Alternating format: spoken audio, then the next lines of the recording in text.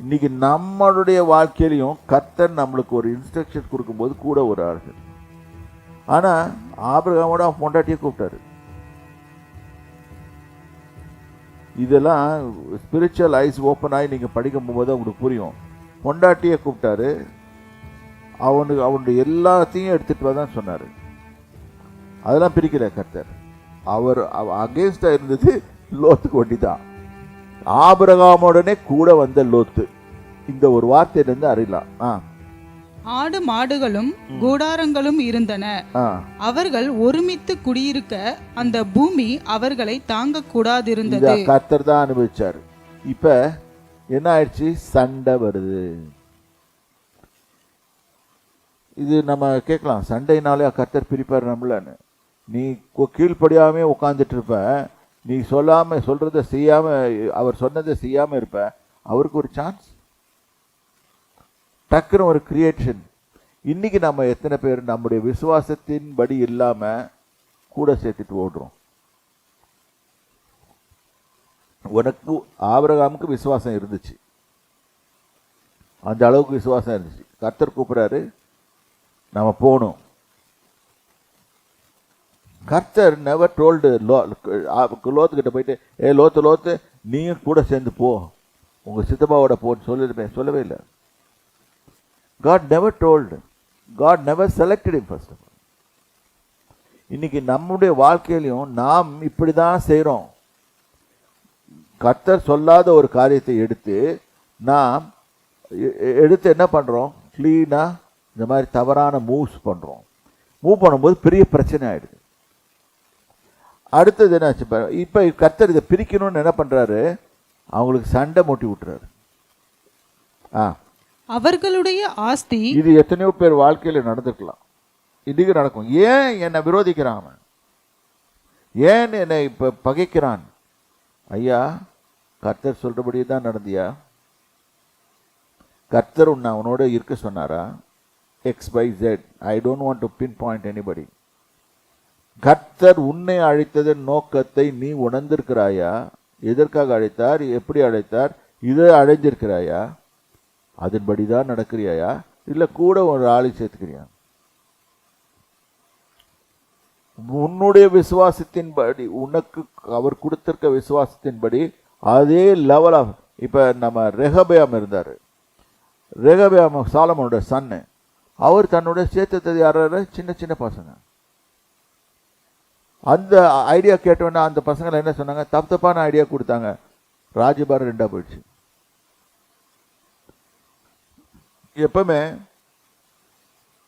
நாம் விஸ்டம், ஞானத்தை கேட்கும் போது நம்மளை விட வயதில் அதிகமானவர்கிட்ட போய் கேட்கணும். இது கீ. நம்மளுக்கு வயதுக்கு குறைஞ்சவங்ககிட்ட போய் ஐடியா கேட்கக்கூடாது. அவனுக்கு எக்ஸ்பீரியன்ஸ் கிடையாது.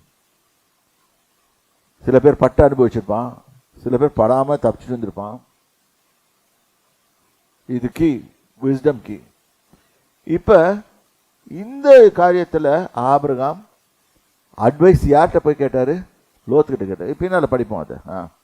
அவர்களுடைய ஆஸ்தி மிகுதியா இருந்தபடியால் அவர்கள் ஒருமித்து வாசம் பண்ண ஏதுவில்லாமற் போயிற்று. ஆபிரகாமுடைய மந்தை மேய்ப்பருக்கும் லோத்து மந்தை மேய்ப்பருக்கும் வாக்குவாதம் உண்டாயிற்று. இந்த சூழ்நிலை யார் உருவாக்குறது? கர்த்தர். இன்னைக்கு நீங்க இந்த மாதிரி இருந்தீங்கன்னா உங்களுக்கு இந்த சூழ்நிலை வரும். இப்ப now let us go back to chapter 12. சரி, இங்க chapter 12 verse 7. கர்த்தர் ஆபிரகாமுக்கு தரிசனமாகி உன் சந்ததிக்கு இந்த தேசத்தை கொடுப்பேன் என்றார். கர்த்தர் சொல்றாரு, இந்த தேசத்தை உன் சந்ததிக்கு தான் கொடுப்பேன்.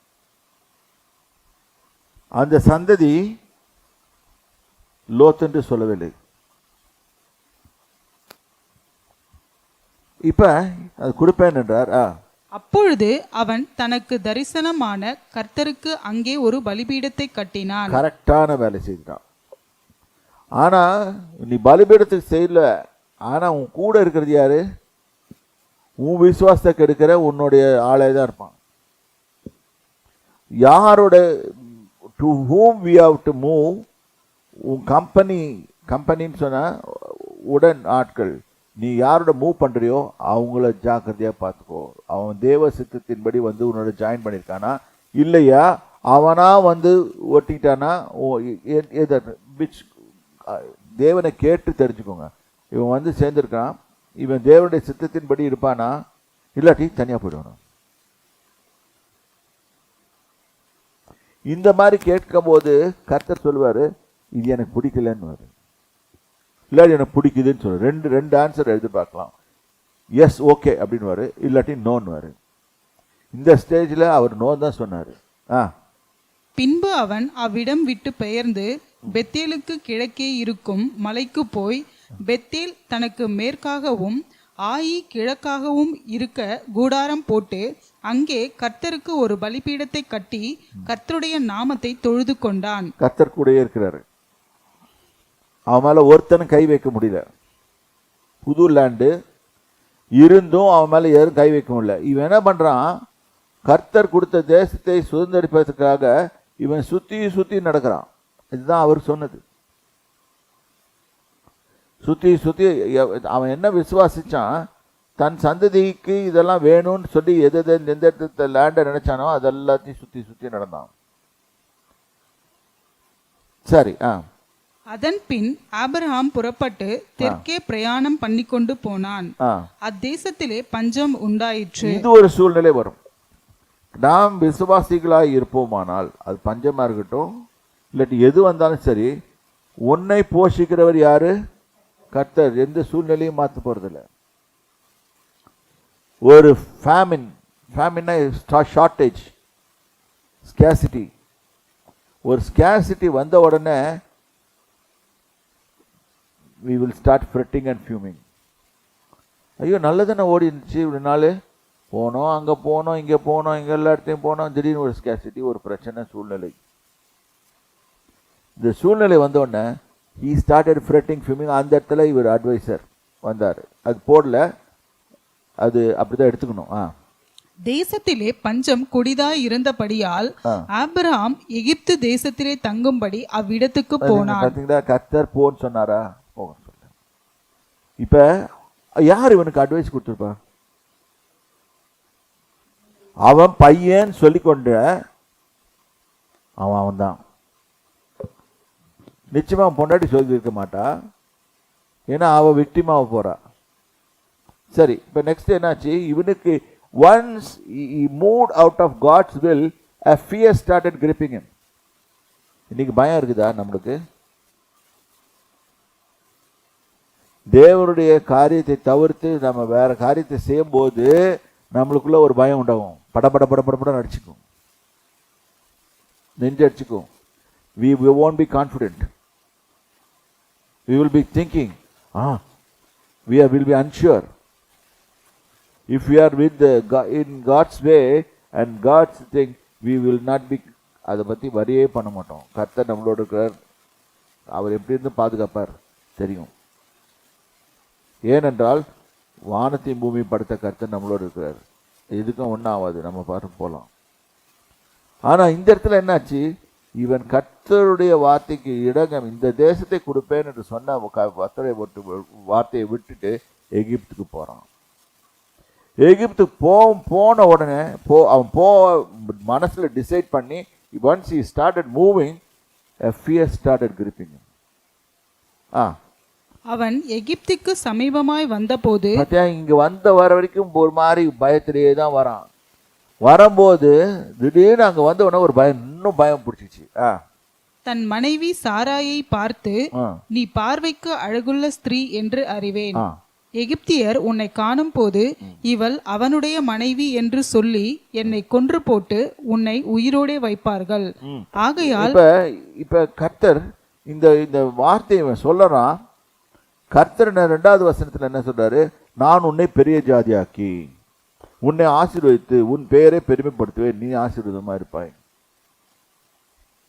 அப்படியே விட்டுட்டான்ல. When we are not obeying the Lord's instruction, this is what we will be. ஒரு டவுட். உடனே இப்படி சொல்லாங்க, ஒரு பொய் சொல்றோம். First he didn't obey God fully 100%. இது விசுவாசிகளின் தகப்பன். அவனுக்கு டவுட் இருந்துச்சு. அவன் சரியா விசுவாசத்துல நடக்கல. அதுதான் சொல்ல வரேன். ரெண்டாவது பொய் சொல்லிட்டான். தேவ சமூகத்தில் பொய் சொல்றான். தேவன் கூட தான் இருக்கிறாரு. அவரும் கூட தான் டிராவல் பண்ணிட்டு வருவார். நம்மளோடையும் கூட டிராவல் பண்ணிட்டு வருவார். ஒவ்வொரு நம்ம பொய் சொல்ல போதும் நம்மளும் கொஞ்சம் யோசனை பண்ணி பார்க்கணும். கர்த்தர் நம்மளோட தான் டிராவல் பண்ணிட்டு வர்றார். நம்ம பொய் சொல்றோமே, இது கரெக்டா இருக்கா? ஆகையால் உன் நிமித்தம் எனக்கு நன்மை உண்டாகும் படிக்கும், உன்னாலே என் உயிர் பிழைக்கும் படிக்கும். இப்ப சாமி ஆக்கிட்டான். கர்த்தருடைய வார்த்தையை விட்டு விலகும் போது கர்த்தர் தேவனாயிராமல் அவன் எந்த ஆப்ஜெக்டை வைக்கிறானோ அந்த ஆப்ஜெக்ட் இஸ் பிகமிங் காட். இன்னைக்கு நம்மளுடைய வாழ்க்கையில எப்படி இருக்குது? இது நான் தீர்க்கமா படிக்க போகும்போது தான் எனக்கு ரொம்ப hit me because I never read like this. I've said several times, but நீ எனக்கு ஃபேவர் பண்ணு. இல்ல, ஃபேவர் பண்றது தான் கர்த்தர் இருக்கிறாரு. நீ எப்படி சொல்லலாம்? பொண்டாட்டியை பார்த்து நீ எனக்கு ஃபேவர் பண்ணதுக்கு ஒரு பொய் சொல்லு.